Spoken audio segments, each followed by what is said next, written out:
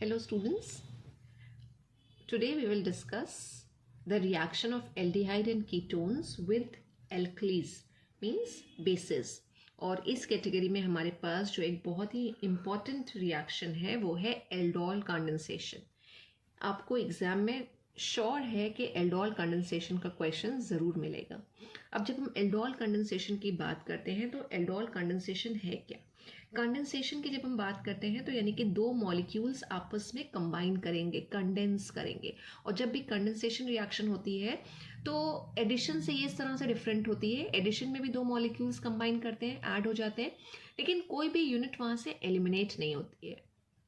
Condensation reaction में दो molecules जब यूनाइट करेंगे, कंबाइन करेंगे, तो कोई ना कोई एक छोटी यूनिट, स्मॉल एंटिटी जैसे कि वाटर मॉलिक्यूल या फिर कोई गैस का मॉलिक्यूल वहाँ से एलिमिनेट ज़रूर होता है।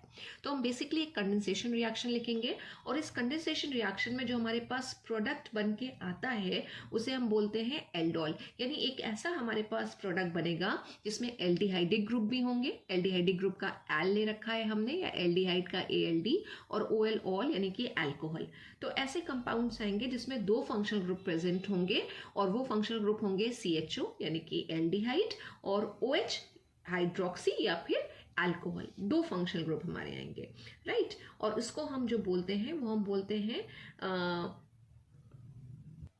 Beta hydroxy aldehyde. Beta hydroxy aldehyde का मतलब कि जो एल्डिहाइडिक कार्बन होगा उसके साथ जो कार्बन अटैच्ड होगा वो अल्फा कार्बन, और उसके नेक्स्ट जो कार्बन होगा वो होगा बीटा कार्बन, और जो हाइड्रोक्सी ग्रुप होगा वो उस बीटा कार्बन के साथ अटैच्ड होगा। और यही रिएक्शन अगर कीटोन के साथ आ रही है तो हमारे पास बीटा हाइड्रोक्सी कीटोन्स बन के आते हैं। अब ये जो एल्डोल कंडेंसेशन रिएक्शन है ये किस वजह से होती है या कौन से कंपाउंड्स देते हैं?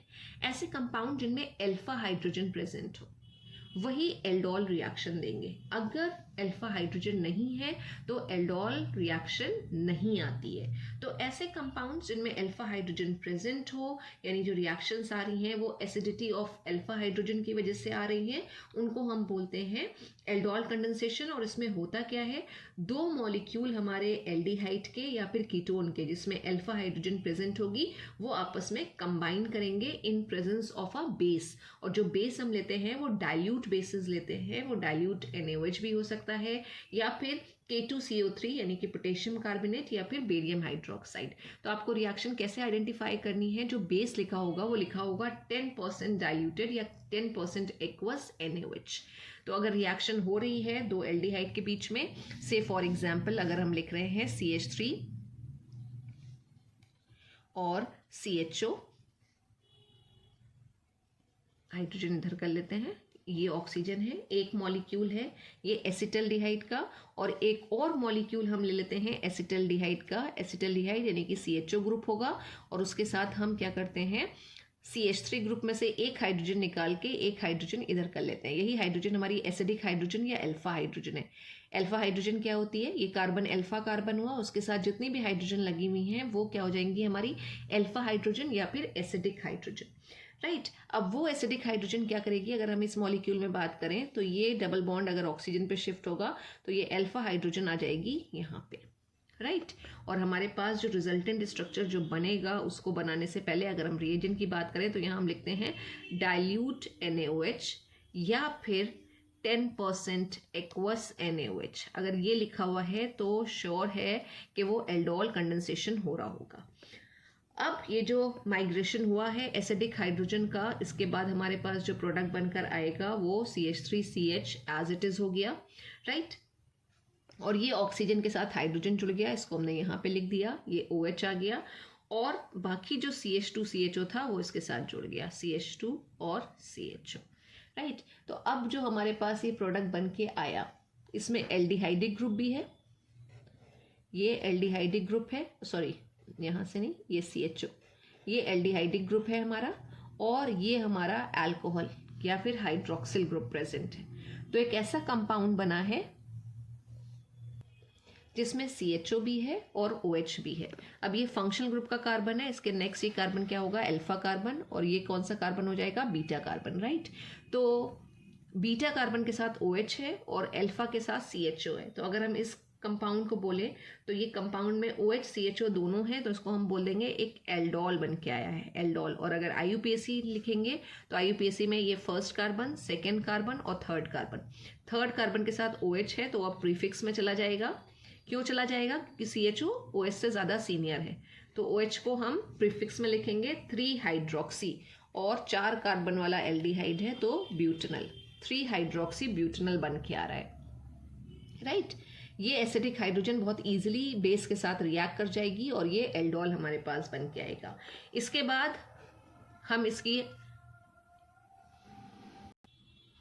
हम हीटिंग करेंगे, एक वाटर मॉलिक्यूल का एलिमिनेशन होगा और जो हमारे पास फाइनल प्रोडक्ट बन के आएंगे या फाइनल जो प्रोडक्ट बन के आएगा वो हो जाएगा एक alpha beta unsaturated aldehyde, right. और यहाँ जो हम इससे बनाएंगे अल्फा बीटा अनसैचुरेटेड एल्डिहाइड, उसमें से हम क्या करेंगे, ये OH और यहाँ से एक हाइड्रोजन रिमूव करेंगे in the form of water.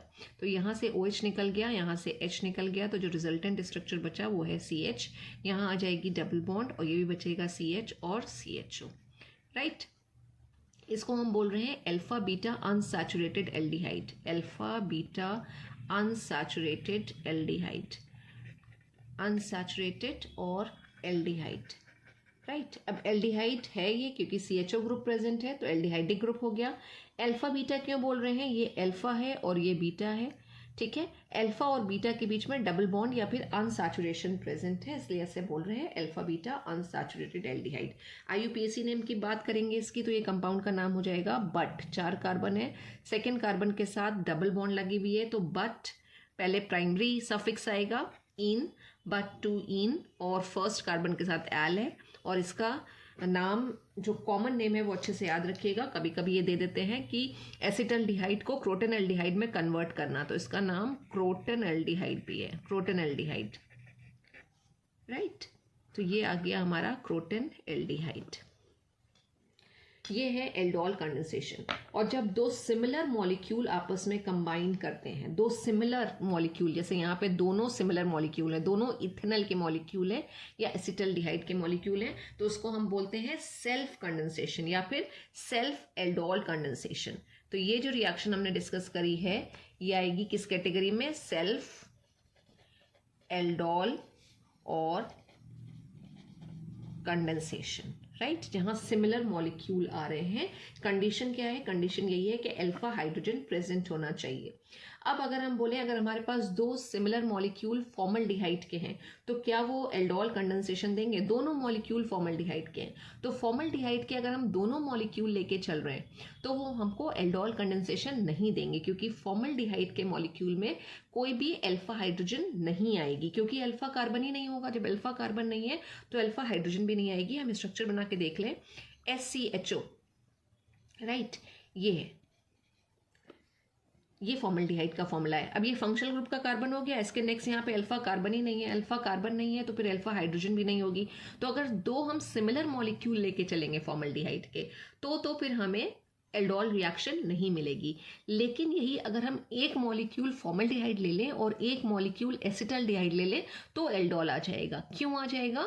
क्योंकि जो एसिटल्डिहाइड का मॉलिक्यूल है उसमें अल्फा हाइड्रोजन प्रेजेंट होगी और वो अल्फा हाइड्रोजन फॉर्मल्डिहाइड के कार्बोनिल कार्बन पे अटैक करेगी, राइट। और जब हम दो डिफरेंट मॉलिक्यूल लेके रिएक्शन चलाते हैं तो उसको हम बोलते हैं cross aldol condensation, cross aldol. तो एक चीज याद रखिएगा कि एल्डोल कंडेंसेशन फॉर्मल्डिहाइड भी नहीं देगा, बेंजल्डिहाइड भी नहीं देगा और बेंजोफिनोन भी नहीं देगा, राइट। क्यों नहीं देगा? इसलिए क्योंकि उसमें अल्फा हाइड्रोजन प्रेजेंट नहीं है। कौन कौन से कंपाउंड्स नहीं देंगे? फॉर्मल्डिहाइड, बेंजल्डिहाइड और बेंजोफिनोन। उसके लिए हमारे पास एक डिफरेंट रिएक्शन है जो हम बाद में डिस्कस करेंगे और वो है कैनिजारो रिएक्शन। ये मॉलिक्यूल्स कैनिजारो देते हैं, जिनमें अल्फा हाइड्रोजन नहीं होता है वो कैनिजारोस देते हैं और जिनमें अल्फा हाइड्रोजन प्रेजेंट है वो एल्डोल देते हैं, राइट। तो अब अगर हम एक रिएक्शन और लिखें जिसमें हम बात करें क्रॉस एल्डोल कंडेंसेशन की, क्रॉस एल्डोल, तो सेकेंड कैटेगरी हमारे पास है क्रॉस एल्डोल। जब हम क्रॉस एल्डोल की बात करते हैं तो क्रॉस एल्डोल का मतलब है दो डिफरेंट मॉलिक्यूल के बीच में हम रिएक्शन या क्रॉस करा रहे हैं, इसलिए हम उसे बोल रहे हैं क्रॉस रिएक्शन या क्रॉस, यहाँ पे एल्डोल होगा तो क्रॉस एल्डोल हो जाएगी। अब हम इसमें ले लेते हैं, हम एक फॉर्मल्डिहाइड एक एसिटल्डिहाइड ले रहे हैं तो एल्डोल आएगा, राइट। लेकिन अगर दोनों फॉर्मल्डिहाइड लिए होते मॉलिक्यूल तो फिर हमारे पास ये, अगर दोनों ये होते तो हमारे पास फिर एल्डोल कंडेंसेशन नहीं आता अगर हमने इसके 2 मॉलिक्यूल लिए होते। लेकिन अगर हमारे पास एक मॉलिक्यूल है फॉर्मल्डिहाइड और दूसरा मॉलिक्यूल है एसिटल्डिहाइड, उसमें से एक अल्फा हाइड्रोजन हम बाहर निकाल के लिख लेते हैं इस तरह से CHO, राइट। तो फिर वही हमारे पास आएगा कि ये जो है कार्बोनिल कार्बन, इसका ये जो पाई इलेक्ट्रॉन्स है ये माइग्रेट करेगा ऑक्सीजन की तरफ इधर, और ये फिर जो हाइड्रोजन है ये क्या करेगा, ऑक्सीजन इसको अपने साथ जोड़ लेगा, और जब जोड़ेगा तो हमारे पास जो रिजल्टेंट स्ट्रक्चर बन के आएगा वो हो जाएगा C हो गया, ये OH हो गया, फिर इधर H था हमारे पास और इधर भी H था, और बाकी CH2 और CHO। किसकी प्रेजेंस में ये रिएक्शन हुई, ये हुई हमारे पास डाइल्यूट NaOH की प्रेजेंस में रिएक्शन, बेस की प्रेजेंस, बेस की वजह से यहाँ से H+ इजीली रिमूव हो गया, जो अल्फा हमारा हाइड्रोजन था, ये अल्फा हाइड्रोजन है हमारा, राइट। अब ये जो हमारे पास प्रोडक्ट बन के आया है, इस प्रोडक्ट का नाम क्या होगा, दिस विल बी 1 2 3 हाइड्रोक्सी हो गया, और प्रोपेनल बन के आ रहा है, राइट। अब हमें अगेन क्या करना है, ये जो कंपाउंड हमारे पास बना हुआ है इसको हमें हीट करना है, इन प्रेजेंस ऑफ एसिड करना है, एक वाटर मॉलिक्यूल यहाँ से एलिमिनेट होगा, यानी कंडेंसेशन रिएक्शन होगी, और जब कंडेंसेशन होगी तो एक हाइड्रोजन यहाँ से और ये OH रिमूव हो जाएगा, किस फॉर्म में, वाटर के फॉर्म में, राइट। और हमारे पास क्या बचेगा, CH2 बचा, उसके बाद यहाँ डबल बॉन्ड आ जाएगी, ये CH था और ये CHO, राइट। अब हम इसका IUPAC नेम लिखें तो IUPAC नेम क्या हो जाएगा, prop 2 in 1, राइट।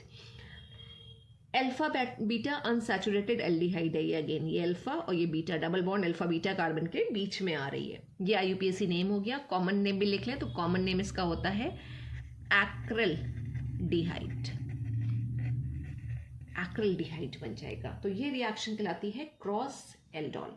तो एल्डोल कंडेंसेशन क्या है, हम फिर से बात करें तो एल्डोल कंडेंसेशन में एल्डिहाइड और कीटोन्स जो हैं वो डाइल्यूट NaOH की प्रेजेंस में हमारे पास एल्डोल बनाते हैं, और एल्डोल जो है वो कंडेंसेशन में जाके फाइनली क्या बनाता है, alpha beta unsaturated aldehyde. Aldol की मैकेनिज्म वैसे तो आपके सिलेबस में नहीं है, NCERT में नहीं दी हुई है, लेकिन अगर हम मैकेनिज्म को समझे तो मैकेनिज्म किस तरह से होती है, बेसिकली एक स्ट्रॉन्ग बेस की प्रेजेंस में ये रिएक्शन हो रही है, तो स्ट्रॉन्ग बेस बहुत इजीली अल्फा हाइड्रोजन जो होगी उसको रिमूव कर देता है, एक अल्फा हाइड्रोजन एटम को रिमूव कर देता है, राइट। और उसके बाद हमारे पास जो स्पीशीज बन के आती है उसको हम बोलते हैं कार्ब एनायन या फिर इनोलेट आयन, और वो इनोलेट आयन जो है वो रेजोनेंस स्टेबलाइज होता है। तो अगर हमारे पास एल्डिहाइड है CH3CHO जैसे हमने लिया था, अगर वो CH3CHO है CH3CHO, राइट, इसकी अगर हम बेस के साथ रिएक्शन करा रहे हैं तो ये बेस क्या करेगा, यहाँ से एक हाइड्रोजन को, अल्फा हाइड्रोजन को रिमूव कर देगा। अगर हम इसको इस तरह से लिख लें CH2 और एक हाइड्रोजन को बाहर निकाल दें तो ये बेस और ये हाइड्रोजन जो है ये वाटर मॉलिक्यूल का फॉर्मेशन करेंगे, एक अल्फा हाइड्रोजन को इसने अब्स्ट्रैक्ट किया, और हमारे पास जो यहाँ पे स्पीशीज़ बन के आएगी उसका स्ट्रक्चर कुछ ऐसा हो जाएगा, CH3C और CHO है पूरा, डबल बॉन्ड O और H, और ये कार्बन जो है इसके ऊपर क्या आ जाएगा, इलेक्ट्रॉन पेयर आ जाएगा और नेगेटिव चार्ज आ जाएगा, इलेक्ट्रॉन पेयर और negative charge, resonance stabilise species बनेगी हमारी ये, ठीक है। तो ये कार्ब एनायन बन के आ गया, कार्ब एनायन। अब ये कार्ब एनायन जो है ये क्या करेगा, एक स्ट्रॉन्ग न्यूक्लियोफाइल की तरह बिहेव करेगा, और जो दूसरा मॉलिक्यूल हमारे पास एसिटल्डिहाइड का होगा उसके ऊपर अटैक करेगा, तो उसके ऊपर नेगेटिव चार्ज है तो ये न्यूक्लियोफाइल की तरह बिहेव करेगा और एक स्ट्रॉन्ग न्यूक्लियोफाइल हो जाएगा। और अब ये जो न्यूक्लियोफाइल होगा ये क्या करेगा, एसिटल्डिहाइड के दूसरे मॉलिक्यूल पर अटैक करेगा, CH3C डबल बॉन्ड O और H, राइट, और इसके ऊपर ये न्यूक्लियोफाइल हमारा अटैक कर रहा है, तो हमने यहाँ पे स्ट्रक्चर बना लिया, plus CH2C double bond O और H, राइट, और ये इलेक्ट्रॉन पेयर है, ये नेगेटिव चार्ज है, ये पाई इलेक्ट्रॉन मूव करके चले जाएंगे ऑक्सीजन के पास, कार्बन पे पॉजिटिव चार्ज आ जाएगा, तो ये जो है ये स्पीशीज़ क्या करेगी, ये कार्बन के ऊपर अटैक करेगी और कार्बन के साथ जुड़ जाएगी। ये रिएक्शन हमारी जो होगी, ये स्टेप जो होगा वो फास्ट होगा और जो कार्बन आयन बनने का प्रोसेस होता है वो स्लो स्टेप होगा। तो रेट डिटरमाइनिंग स्टेप भी हम कह सकते हैं कि वो रेट डिटरमाइनिंग स्टेप होगा। अब जब ये इसके साथ पूरा ऐड होगा तो रिजल्टेंट हमारे पास क्या बन के आया, CH3C, राइट। H को हम इधर नीचे कर लेते हैं, तो ये CH2 और बाकी हमने CHO पूरा जोड़ दिया उठा के, और ये ऊपर जो ऑक्सीजन गया था अब इसके पास क्या होगा, नेगेटिव चार्ज, पूरे इलेक्ट्रॉन शिफ्ट हो गए थे तो 3 लोन पेयर और ये नेगेटिव चार्ज आ जाएगा। तो ये स्ट्रक्चर हमारे पास बन के आया, एक एनायन बन के आया है हमारे पास। नेगेटिव चार्ज है स्पीशीज, तो उसको हम बोलेंगे कि एक एनायन का फॉर्मेशन हुआ है, राइट। अब ये जो एनायन बना है ये बहुत ही आसानी के साथ वाटर में से एक प्रोटॉन को ले लेगा। तो पहला स्टेप ये आया, दूसरा स्टेप ये आया, और तीसरे स्टेप में क्या होगा, ये एनायन जो है वाटर में से एक प्रोटॉन एब्स्ट्रैक्ट करेगा, और जब वाटर में से एक प्रोटॉन को ले लेगा ये, यानी कि CH3C और ऑक्सीजन नेगेटिवली चार्ज है, H है, CH2 CHO plus H plus और OH माइनस, राइट। ये इसमें से एक प्रोटॉन एब्स्ट्रैक्ट करेगा, तो इसको हम ऐसे दिखा सकते हैं, ये इधर चला गया, तो हमारे पास क्या बन के आएगा, CH3CH और इसके साथ आ जाएगा ये OH, बाकी CH2 और CHO plus OH minus, right. और यही बना था जो अभी हमने बनाया था, ये एल्डोल, CH3CH और CH2CHO और OH, तो ये एल्डोल बन के आया, राइट। अब फर्दर इसमें से एक वाटर मॉलिक्यूल निकलेगा, और वाटर मॉलिक्यूल निकलने के बाद हमारे पास अल्फा बीटा अनसैचुरेटेड एल्डिहाइड्स आ जाएंगे। तो ये मैकेनिज्म है, सिंपल सी मैकेनिज्म है। जब हम एल्डोल की बात करते हैं तो एल्डोल के लिए 2-3 इंपॉर्टेंट चीज़ें याद रखनी है। नंबर 1, सिर्फ वही मॉलिक्यूल्स या वही कंपाउंड्स हमको एल्डोल देंगे जिनमें अल्फा हाइड्रोजन प्रेजेंट हो। अगर अल्फा हाइड्रोजन नहीं है तो एल्डोल नहीं आएगा। एल्डोल रिएक्शन जब हम कराते हैं तो हम उसके लिए एक्वस NaOH या डाइल्यूट NaOH लेते हैं, या फिर 10% NaOH लेते हैं, राइट। और एल्डोल कंडेंसेशन में जब एल्डिहाइड रिएक्ट कर रहे होते हैं तो रिएजेंट हमारा डाइल्यूट NaOH रहता है, लेकिन यही अगर हमारे कीटोन्स रिएक्ट कर रहे हो तो फिर रिएजेंट हमारा चेंज हो जाता है, हम बेरियम हाइड्रोक्साइड लेते हैं। और प्रोडक्ट इसमें क्या बन के आता है, पहले एल्डोल बनता है और एल्डोल के बाद फाइनली हमारे पास अल्फा बीटा अनसैचुरेटेड एल्डिहाइड्स बनते हैं। एल्डोल रिएक्शन फॉर्मल्डिहाइड के 2 मॉलिक्यूल्स अगर हमने ले रखे हैं तो नहीं आएगी, बेंजल्डिहाइड ले रखे हैं नहीं आएगी, बेंजोफिनोन ले रखा है नहीं आएगा, रीजन उनमें अल्फा हाइड्रोजन नहीं है। तो this is about aldol condensation, और ये 2 तरह का होता है। जब सेम मॉलिक्यूल्स आपस में रिएक्ट कर रहे हो तो वो सेल्फ एल्डोल कहलाता है, लेकिन अगर डिफरेंट मॉलिक्यूल्स हमारे पास है तो वो कहलाता है क्रॉस एल्डोल कंडेंसेशन। और यही रिएक्शन, सेम रिएक्शन एल्डिहाइड्स के साथ भी आती है और कीटोन्स के साथ भी आती है।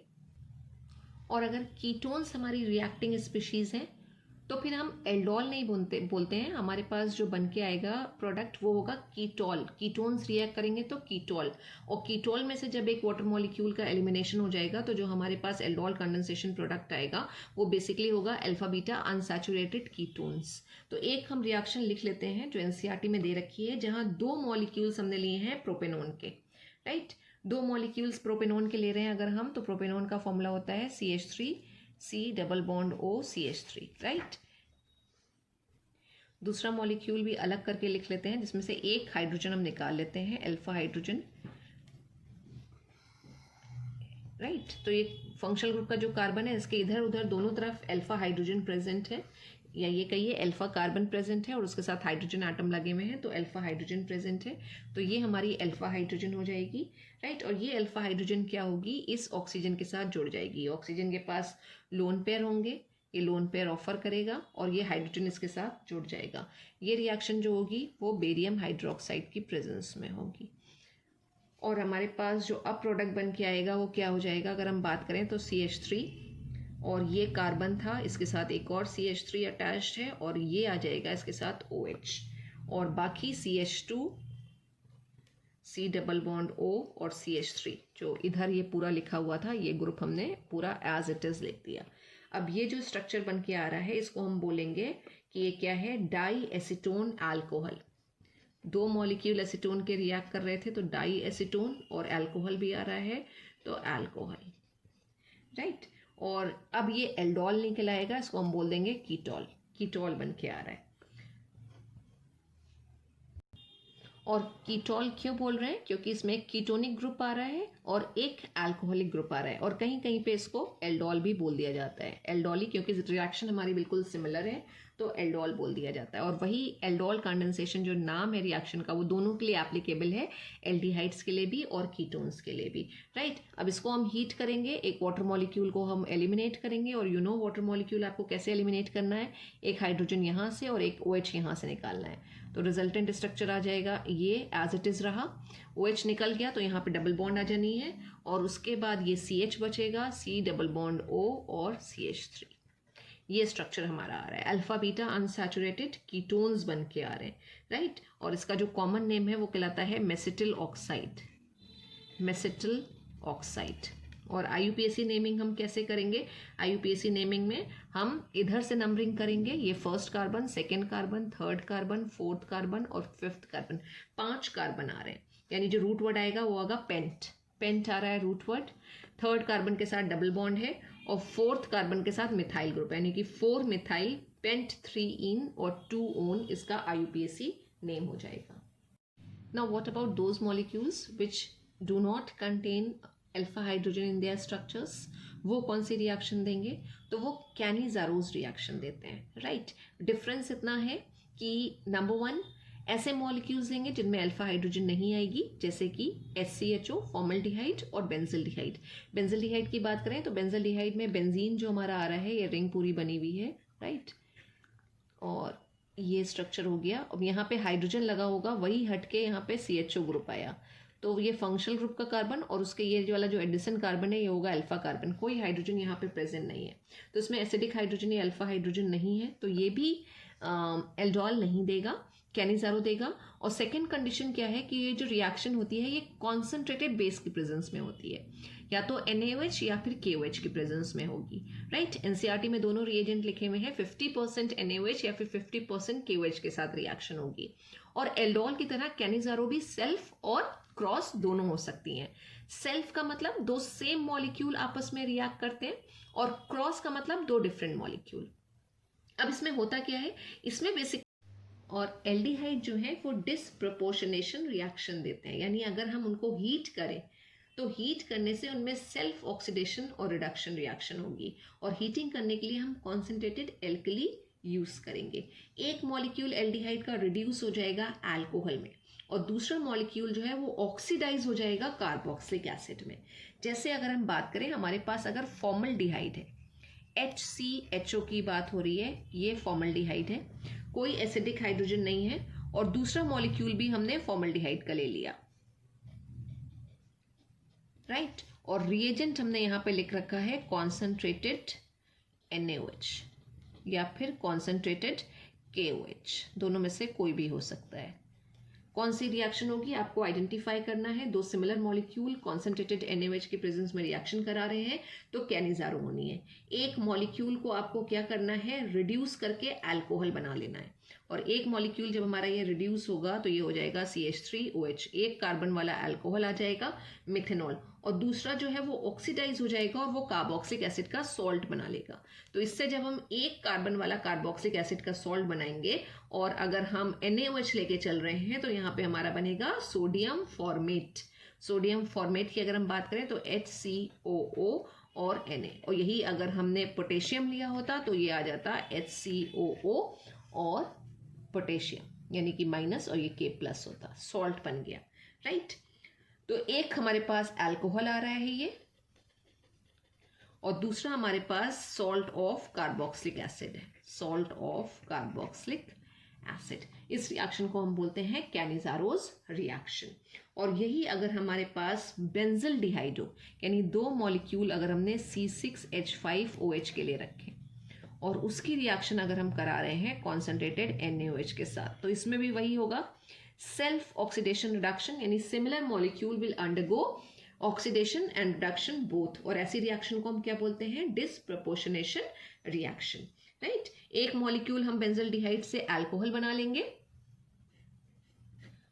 ये हमने लिखा, और यहाँ पे CH2OH आ गया, ठीक है। और दूसरा मॉलिक्यूल जो हम बनाएंगे वो ये CHO होगा, तभी यहाँ पे CH2OH आएगा, C6H5CHO। तो एक मॉलिक्यूल से हमने बना लिया CH2OH। ये किसका स्ट्रक्चर है? बेंजीन रिंग के साथ CH2 लगा हुआ है, बेंजिल। बेंजिल की बात हो रही है, this is benzyl alcohol, right. और दूसरे मॉलिक्यूल से हमें सॉल्ट बनाना है, सॉल्ट। तो ये बेंजीन रिंग हमारी आ गई और इसके साथ हमने NaOH यूज किया है, तो सोडियम का सॉल्ट बनेगा COONA, सोडियम बेंजोएट, सोडियम और benzoate. This is Cannizzaro's reaction. और दोनों रिएक्शन जो हमने लिखी है वो एक तरह से किसका एग्जाम्पल है? दोनों रिएक्शन जो है वो सेल्फ कैनिजारोज का एग्जाम्पल है, क्योंकि दो सिमिलर मॉलिक्यूल जो है वो रिएक्शन में पार्टिसिपेट कर रहे हैं। कैनिजारो का एक वेरिएशन हमारे पास और है, टिश्चेंको रिएक्शन, राइट। एनसीईआरटी में नहीं दिया हुआ है, लेकिन ये भी कैनिजारोज के साथ आता है। एक तो पहली बात, इसमें कौन सा हम रिएजेंट यूज करते हैं? तो इसमें जो रिएजेंट यूज होता है वो है एल्युमिनियम मिथॉक्साइड। एल्युमिनियम मिथॉक्साइड हम कैसे लिखेंगे? ये इथॉक्साइड आयन है, एल्युमिनियम की वैलेंसी होती है 3, तो ये आ गया Al। एल्युमिनियम मिथॉक्साइड यूज होगा। और दूसरी चीज ये है कि इसमें चाहे अल्फा हाइड्रोजन हो या ना हो, राइट। अगर हम एल्युमिनियम मिथॉक्साइड के साथ रिएक्शन दे रहे हैं तो जो अभी हमने बात करी थी कि सेल्फ ऑक्सीडेशन रिडक्शन होता है, यहाँ पे भी वही होगा। और सेल्फ ऑक्सीडेशन रिडक्शन का मतलब है कि क्या होगा? डिसप्रपोर्शनेशन रिएक्शन चलेगी हमारी। तो दो मॉलिक्यूल अगर हमने यहाँ पे ले रखे हैं एसिटल्डिहाइड के, CH3CHO के, ठीक है, और अगर हमने रिएजेंट ले लिया C2H5O थ्राइस Al, यानी एल्युमिनियम इथॉक्साइड हमने ले लिया, तो सेल्फ ऑक्सीडेशन रिडक्शन होगा। तो उसमें होगा क्या? 2 कार्बन वाला अल्कोहल बनेगा। 2 कार्बन वाला अल्कोहल क्या होगा? Ethyl alcohol. और 2 कार्बन वाला ही क्या बन जाएगा यहाँ पे? Acid, right. तो जब हम एल्युमिनियम इथॉक्साइड के साथ रिएक्शन कराते हैं टिश्चेंको में, एक मॉलिक्यूल ऑक्सीडाइज हो जाएगा एसिड में, यानी कि एक ऑक्सीजन यहाँ पे बढ़ गया, ऑक्सीडाइज हो गया, और दूसरा जो है रिड्यूस हो जाएगा अल्कोहल में। अब आपको पता है कि जब एसिड और अल्कोहल आपस में, एसिड है और अल्कोहल है, जब आपस में रिएक्ट करते हैं तो ईस्टरिफिकेशन रिएक्शन होती है। तो फाइनली जो हमारे पास बन के आएगा वो एक ईस्टर बन के आएगा। और ईस्टर कौन सा होगा? CH3COO C2H5OH CH2CH3, इस तरह से बन के आ गया ये। इसको हम क्या बोलेंगे? This is ethyl acetate, ethyl acetate. तो ये कैनिजारो का वेरिएशन है और रिएक्शन का नाम है टिश्चेंको रिएक्शन। तो हमने बहुत ही इंपॉर्टेंट 2 रिएक्शन डिस्कस करी हैं, एक एल्डोल और एक कैनिजारो रिएक्शन।